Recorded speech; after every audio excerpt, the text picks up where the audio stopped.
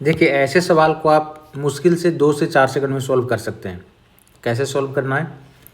सवाल क्या है कि साधारण ब्याज के अंतर्गत 28 वर्षों में कोई धनराशि स्वयं का 8 गुना हो गया है, तो ब्याज का दर क्या है? ठीक है, अभी देखिए आपको करना क्या है, आपको देखना है कि कितना गुना हो गया है। 8 गुना हो गया है। आपको इसको ये बताना है कि कितना परसेंट बढ़ा है। 8 गुना होने का मतलब कितना परसेंट बढ़ गया है, ये आपको बताना है। और आप ये जानते हैं कि जो बढ़ता है वही ब्याज होता है, जो बढ़ता है वही ब्याज होता है। जैसे कि अगर हम बैंक में 100 रुपये लगाए और 100 रुपये बैंक में हम जमा किए और ये राशि मेरा 500 हो गया। 500 हो गया मतलब बढ़ कितना गया?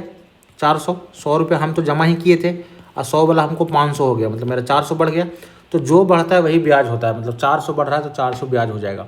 अगर 300 बढ़ जाता है 300 ब्याज होता बस। तो अब देखिए 8 गुना का मतलब कितना बढ़ रहा है, तो 8 गुना को अगर हम बोलेंगे कितना परसेंट बढ़ा है, कितना परसेंट बढ़ा है, तो बस 1 घटा के 100 से गुना कर देना है। 1 घटा के 100 से गुना कर देना है।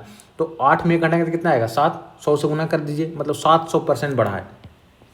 अगर 10 गुना होता कि 10 गुना हो गया तो कितना बढ़ा? 10 में 1 घटाइए 9, 100 से गुना कर दीजिए, यानी 900%। तो 8 गुना होने का मतलब कितना बढ़ गया वो? 8 से घटाइए 7, 100 से गुना कर दीजिए, मतलब 700% बढ़ गया। 700% बढ़ गया। तो जो बढ़ता है वही आपका ब्याज होता है, मतलब 700% ही आपका ब्याज है। और उस ब्याज में आपको 28 साल लग गया, यानी 28 ईयर में आपका 700% ब्याज मिला। तो 1 साल में कितना मिलेगा? 7 चौ 28, फिर 25 चौ 100, यानी 1 साल में आपका 25% ब्याज मिल रहा है। ठीक है, यानी पर एनम ब्याज का दर क्या है आपका? 25% है। चलिए अब दूसरा सवाल देखते हैं। कह रहा है 25 साल में 6 गुना हो गया है। 6 गुना का मतलब क्या होगा? कितना बढ़ गया? बस 1 घटाइए 6 से, 5 आ गया, 100 से गुना कर दीजिए, मतलब 500% बढ़ गया है। तो 25 साल में आपका 500% बढ़ गया है, तो सालाना कितना बढ़ा? 25 गुना 50, 20%। ठीक है, तीसरा सवाल देखते हैं।